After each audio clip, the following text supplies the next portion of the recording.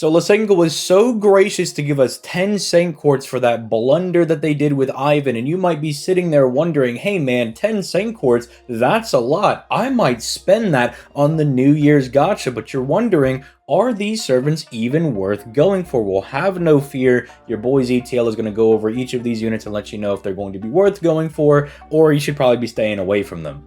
And if you like being informed on what's going on in the game, whether there is just an absolute blunder going on with raids, or if there's an exceptionally powerful unit coming up, make sure you leave a like on the video and you subscribe to the channel to make sure that you are always informed on what is going on both versions of the game.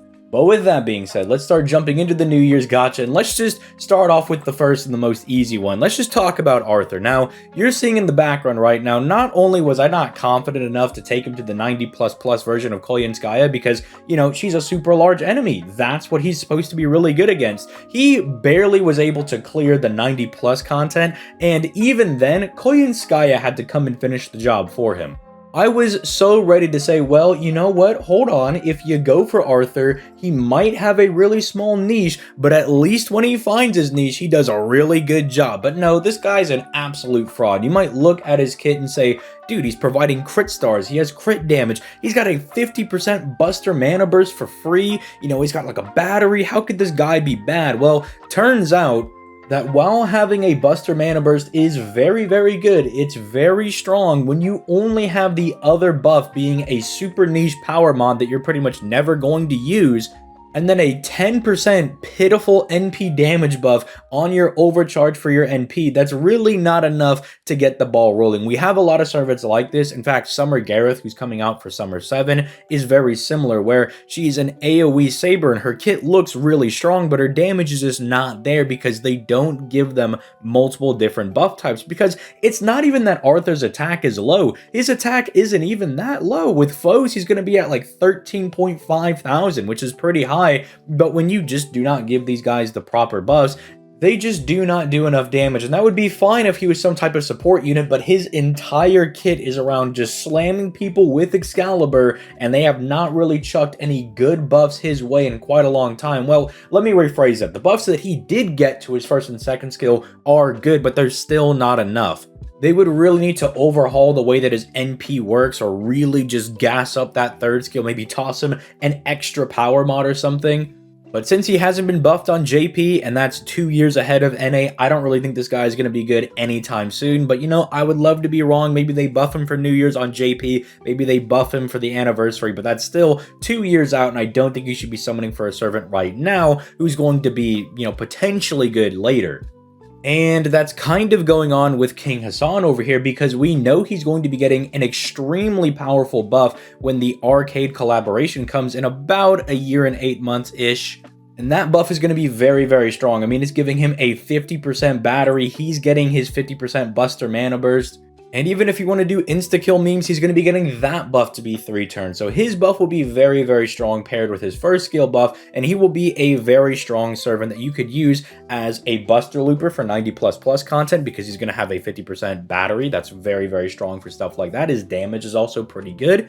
You can use him as a soloer because he got even better, because now his damage is a lot more consistent and you don't have to go for more burst damage. You can actually just have good damage for most of the fight. You know, what a concept.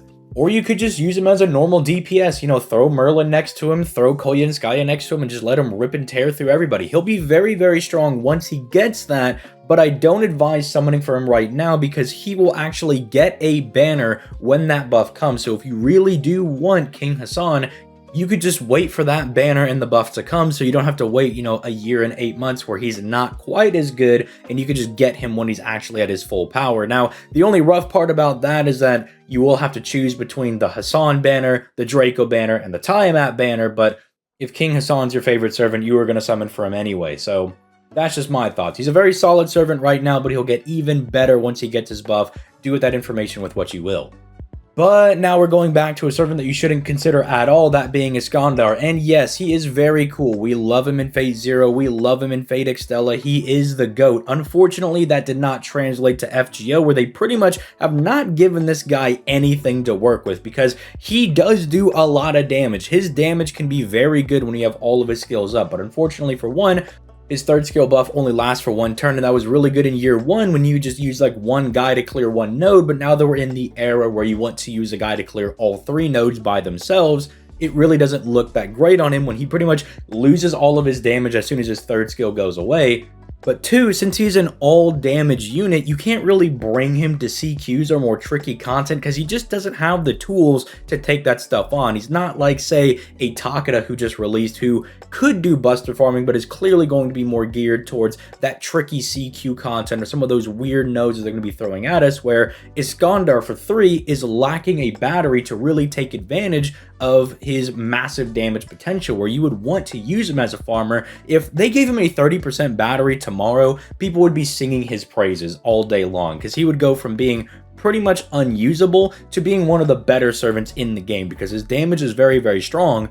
And even just a 30% battery and making the buster buff 3 times for 3 turns on his third skill would just make this guy dramatically better overnight. Look at what they did for Salter for the 8th anniversary and how she went from kind of being an okay, you know, not really runnable unit to then being the GOAT. Like, she's like really insane now over on JP. You could just use her all over the place and she just caves people in. So unfortunately, if you do like Iskandar and he's one of your favorite servants, I'm not going to stop you from summoning for him, because I've definitely summoned on servants like, say, Bradamante that I just like, and I know they're not good, but as long as you kind of go into the banner knowing that, yeah, this guy's not going to be very great, it's going to be hard to use them in areas, but as long as you acknowledge that, you know, then you should be fine. But I am saying, look, Lasangol, put me in charge of the R&D. I'll make this guy a god overnight. Just trust me.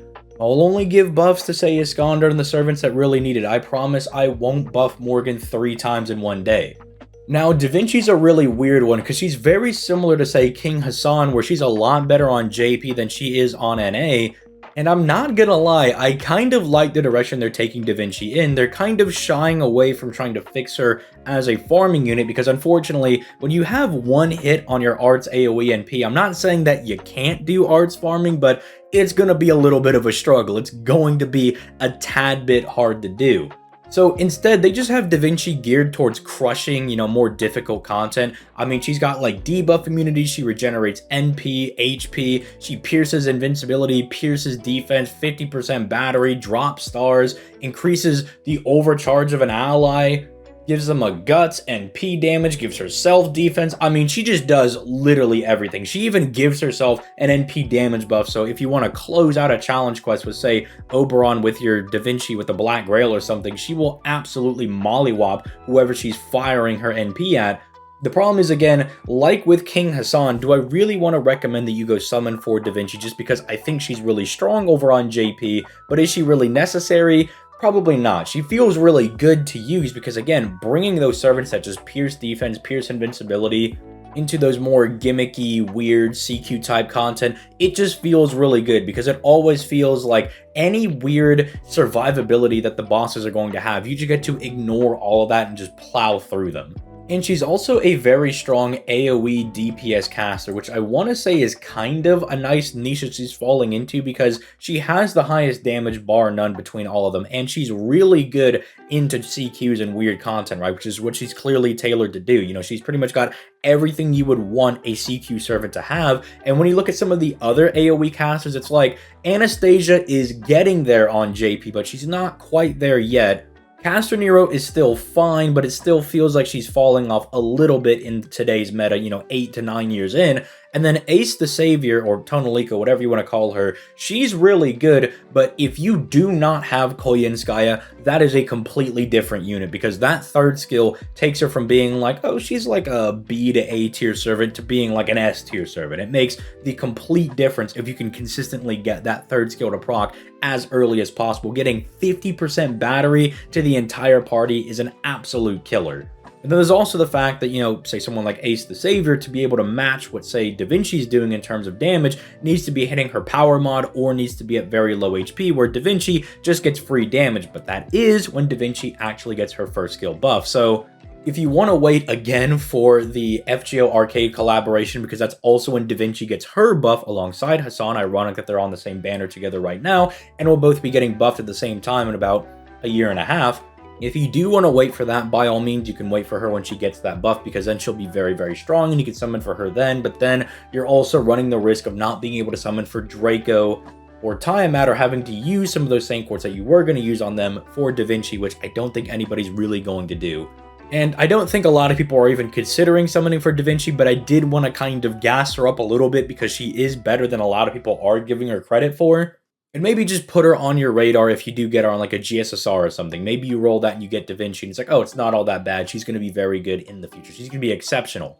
But now we're moving into that territory of servants that I do think you should be considering, and Skyhawk is the first one, because I think out of these last two, I think she's the worst of both of them, but that does not mean that she is bad by any means whatsoever. Now, Skyhawk is one of those servants that has been very weird to me, because for the longest time, I was like, you don't need a nuking type servant, you don't need someone that can just do big damage for one turn, you know, it's not year one anymore, you know, we moved on past that. But I did bring Skyhawk to the Cernunos fight, and I will be completely transparent. My whole goal for that one was just, I'm just going to keep using the blue cubes, and I'm just going to keep nuking him with Skyhawk's NP. And I'm not going to lie, that worked out pretty well. But I brought her outside of that. I'm not saying that with just blue cubes she's only good. But that was without Scotty, you know, my own, to really buff her up. And she was doing pretty good damage. She was being very effective.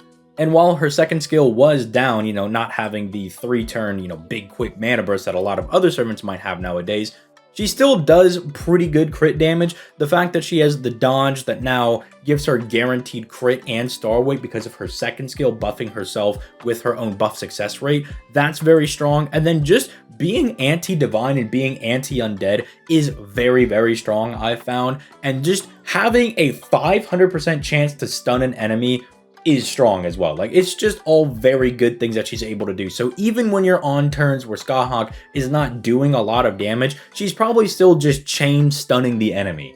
And ever since I got my own Scotty and I've been able to test, you know, Skyhawk with Scotty now, and I've got to use her at full power, quote unquote, I like her even more, because any of the weird consistency issues that I would argue that, say, Skyhawk had, or, you know, where she has like the weird thing where you can gen a lot of NP with her Buster cards instead of her arts cards, that's the kind of weird thing she's able to do. All that kind of just goes out the window, because Scotty's just like, here, take 50% NP, take big quick buff, and then just take big quick crit damage and just go annihilate these people. She'll also play very nice with Ruler Scotty because she does have the double quick, double buster card setup. So she's primed to be very good in the new quick meta. I think Skyhawk is still a pretty fine servant. I don't think she's broken. I don't think she's like godly or anything, but I do think that I've been a little harsh on her in the past, and I want to do some reverse gassing here, you know, trying to make up for any downplay that I did on Skyhawk and say, no. If I said that she was like not quite that good, maybe like a year ago, you know, I'm definitely here to admit that I was a little bit wrong. Not completely wrong. She can still have some really bad turns or some weird consistency issues if you don't have Scotty, but if you supplement a Scotty with, say, like a Castoria, you kind of are still going to get there. You throw in like a waiver or something, you'll probably be fine. You'll get there in the end with the damage. And again, there's so many divine bosses in the game, and there's so many random divine big enemies that Skyhawk could just chuck out there with her NP. You're going to find a use for her regardless. She's just going to be good. And then finally, there's Tyra. And what can I say about this servant except for this is probably the one that I'm going to be summoning for. Yes, even over the premier new unit, Koyan Dark, which, by the way, if you don't have Koyan Light, she's going to be coming back as well for New Year's. So if you don't have her, I would prioritize her over everybody here on the banner, including Koyan Dark. So that's just a little PSA, because she's technically got her own banner and everything. So I don't want you guys to miss out or think that she's not coming. But back onto Tyra, she's insane. Basically just take everything that's good about Jalter, make her quick, and then just improve her kit by basically modernizing it. Instead of just having the invincibility, no, we got guts that give us more damage when it procs. So even if we are getting pressed by the enemy, we're going to start pressing them even harder. We get the double dodge. God forbid they're a Genji enemy, because they're going to get put 9 feet underground. She's got 100% crit damage. I mean, what more do you want from a DPS servant? She is absolutely nutty. And if you got Scotty during the Christmas summoning campaign, oh my goodness, you are going to be eating, because you start slapping even bigger quick buffs, lowering the enemy's defense, giving her extra battery to consistently be firing that NP every single turn. The enemy's just going to be looking like Swiss cheese by the end of the fight. I mean, they're going to be absolutely decimated and destroyed. I think Tyra's probably the best servant on this banner, bar none.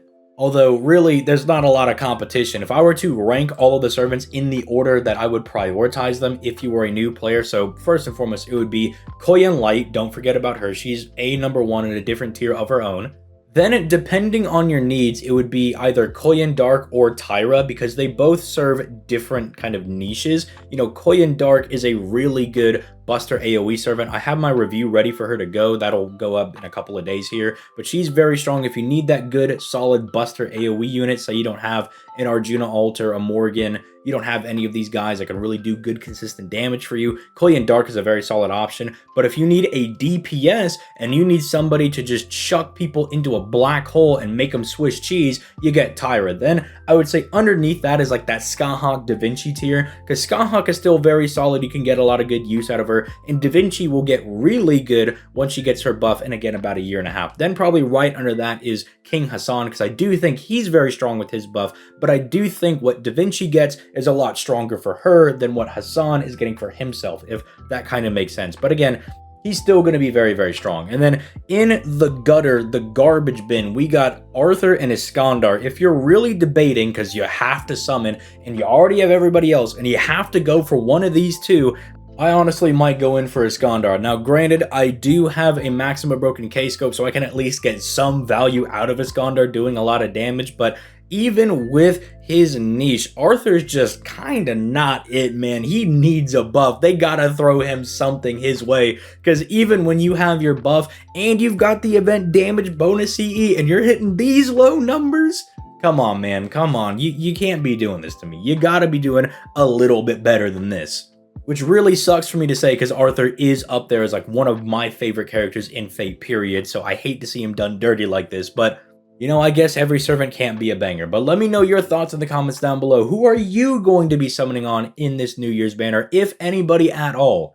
Again, I want to stress this. Do not forget that Koyan Light is making her return on a separate banner for New Year's. It's going to be her by herself. And if you do not have her, I would say go for her over everybody else. You want to be able to do Buster farming. The 90++ content is going to be coming around summer, I believe, and you're going to want to be able to do Buster farming for that stuff because it makes it far less stressful. You could still do it with art setups. I have not really seen any 90++ setups for quick, aside from, say, the 1 million HP Kentucky that Tyra is able to take out. Hey, look, see, she's good there again. She's going to be really good for 90++ content. I'm excited, but Buster's always going to be the easiest way to go because you can pretty much disregard all of the weird nodes, whether it's like 1, 2, 3 or 3, 1, 2 or whatever have you. You can just kind of ignore all of that and then just slam the enemy with your NPs. But again, leave your thoughts in the comments down below. Leave a like, subscribe, all that good stuff. I will catch you guys on the flippity floppity.